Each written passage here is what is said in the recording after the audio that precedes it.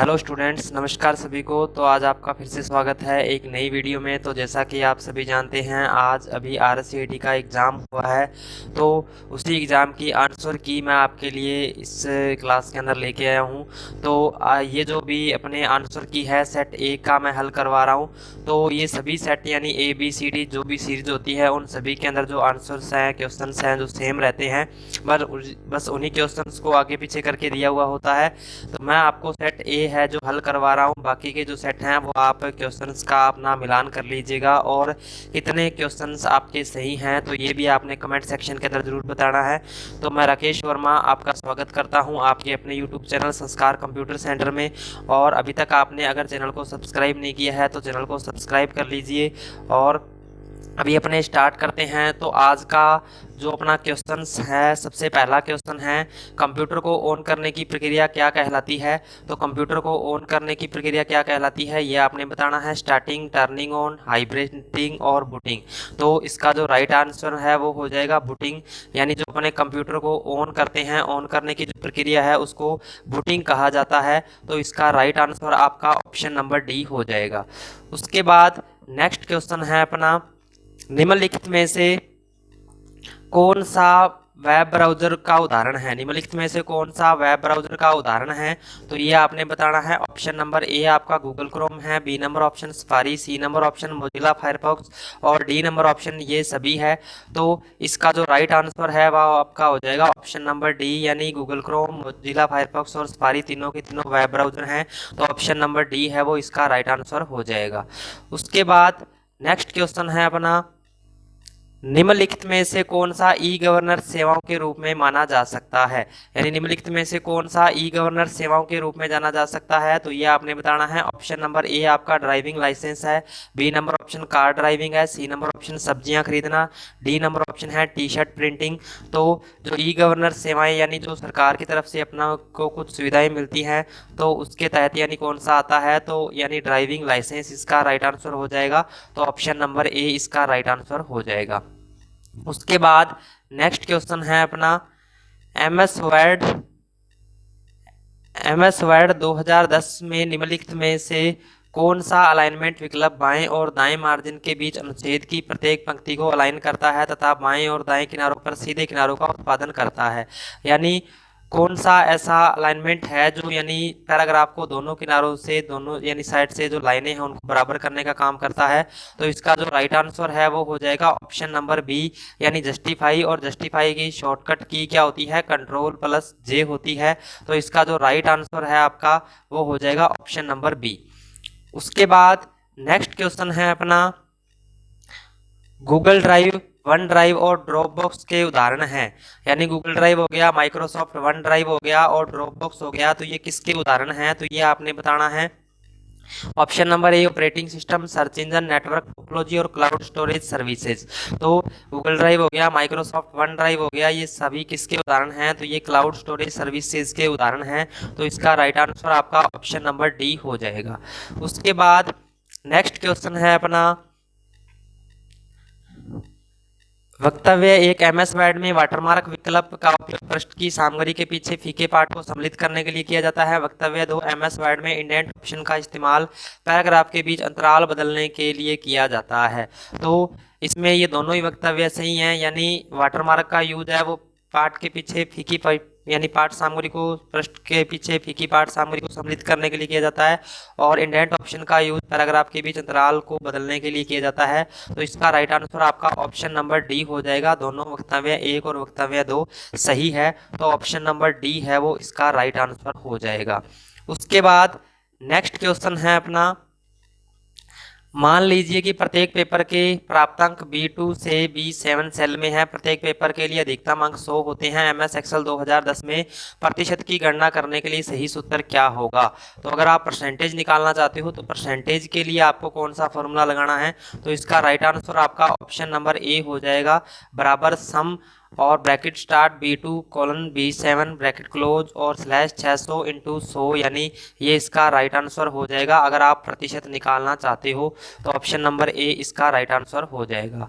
उसके बाद next question है अपना, यदि आप एक ईमेल संदेश के खालिस्तान बॉक्स में प्राप्तकर्ता ईमेल पता जोड़ते हैं तो संदेश की प्रति उस प्राप्तकर्ता को भेज दी जाती है और प्राप्तकर्ता का नाम संदेश के अन्य प्राप्तकर्ताओं को दिखाई नहीं देता है।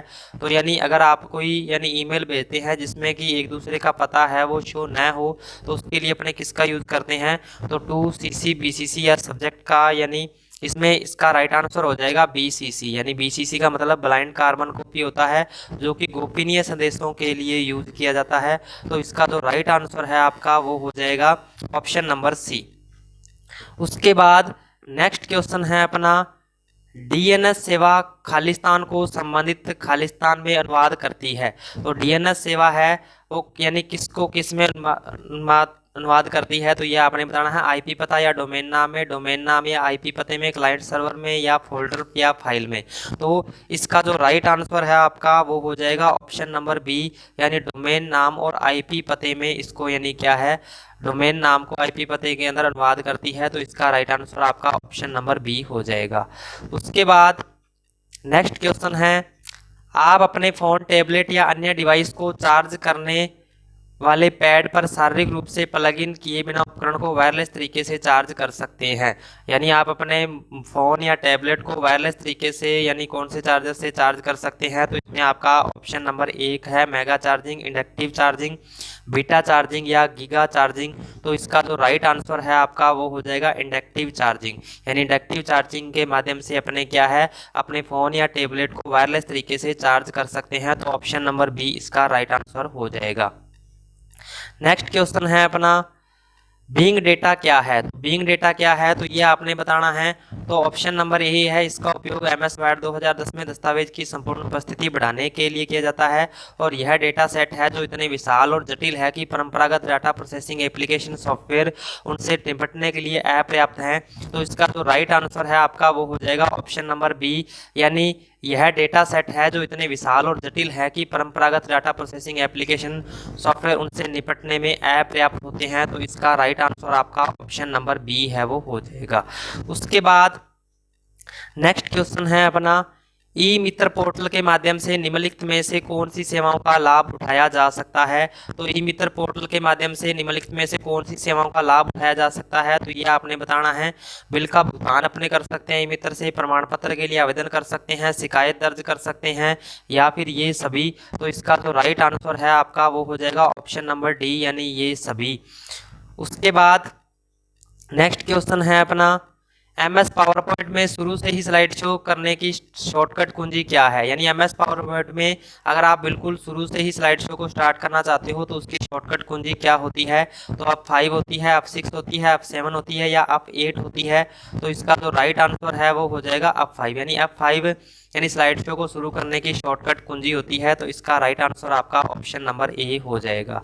उसके बाद नेक्स्ट क्वेश्चन है अपना, MS एक्सेल में कॉपी किए गए सेल या रेंज को पेस्ट करने की शॉर्टकट कुंजी क्या है। यानी MS एक्सेल में कॉपी की हुई कोई भी सेल या रेंज है उसको पेस्ट करने की शॉर्टकट की क्या होती है, तो पेस्ट करने की शॉर्टकट की Ctrl+V होती है। तो इसका राइट आंसर आपका यानी ऑप्शन नंबर C है वो हो जाएगा Ctrl+V, यानी Ctrl+V से अपने कोई भी चीज़ कॉपी की हुई है उसको पेस्ट कर सकते हैं। उसके बाद नेक्स्ट क्वेश्चन है अपना, नया दस्तावेज या विंडो खोलने की शॉर्टकट कुंजी क्या है। नया दस्तावेज या विंडो खोलने की शॉर्टकट कुंजी क्या होती है, तो ये आपने बताना है। तो इसका राइट आंसर आपका Ctrl+N हो जाएगा।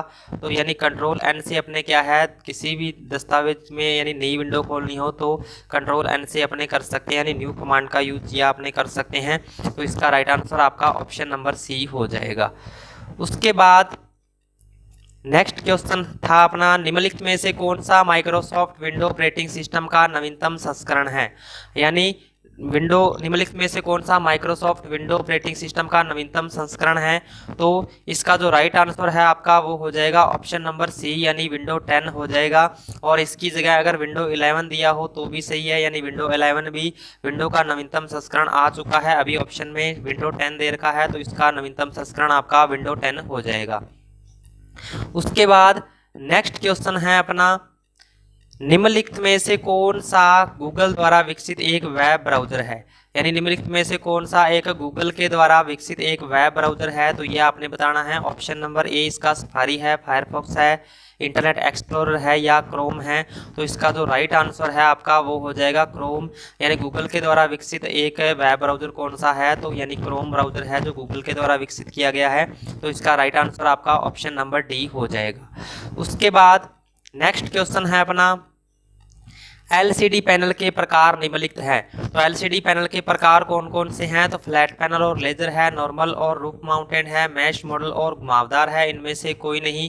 तो इसका जो राइट आंसर है वो हो जाएगा फ्लैट पैनल और लेजर, यानी ऑप्शन नंबर ए है वो इसका राइट आंसर हो जाएगा। उसके बाद नेक्स्ट क्वेश्चन है अपना, वीजीए केबल में कितने पिन होते हैं? तो वीजीए केबल में कितने पिन होते हैं ये आपने बताना है।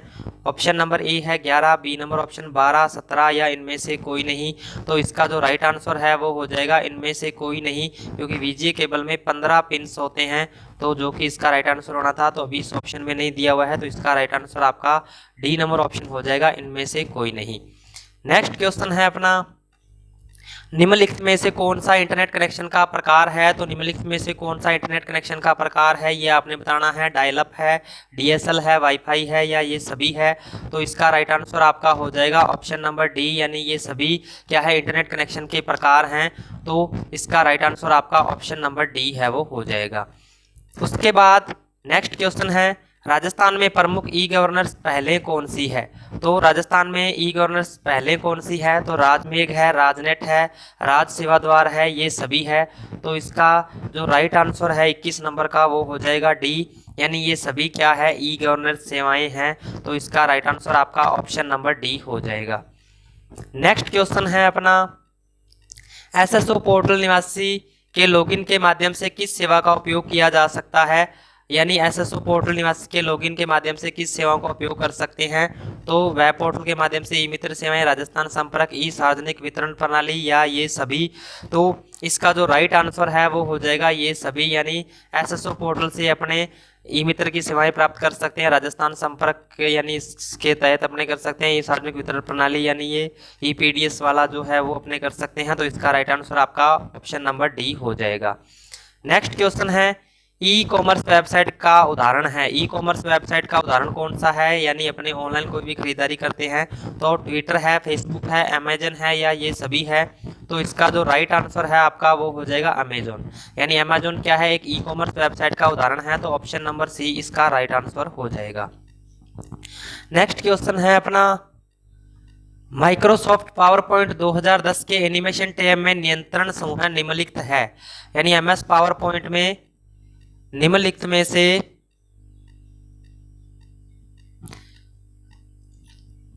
पावर पॉइंट में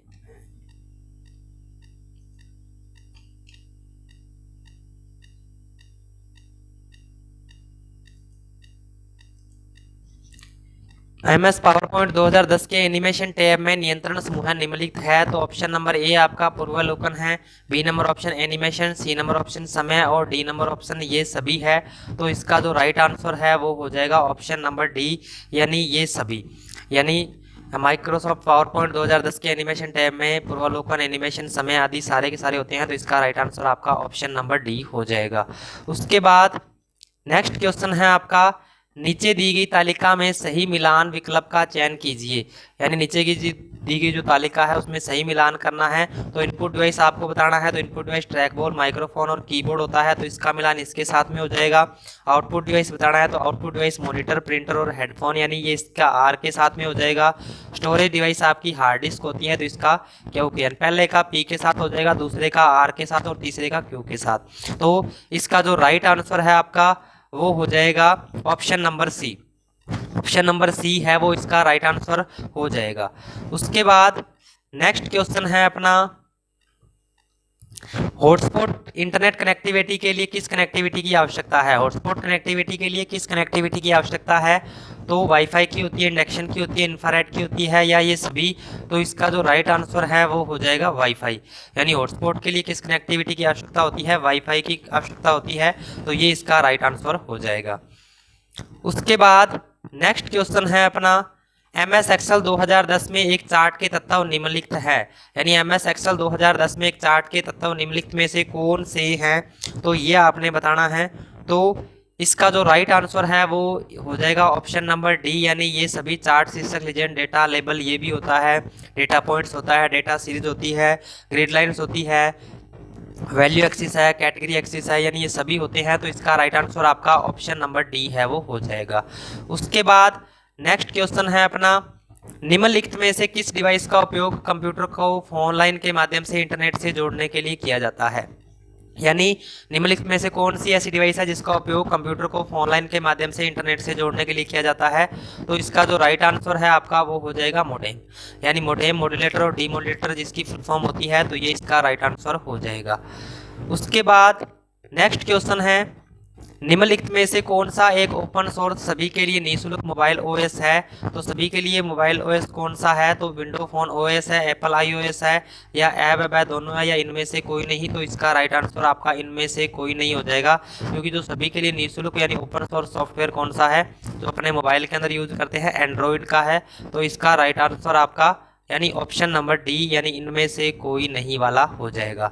उसके बाद नेक्स्ट क्वेश्चन है अपना, URL का विस्तारित रूप है। URL का विस्तारित रूप क्या है, तो ये आपने बताना है।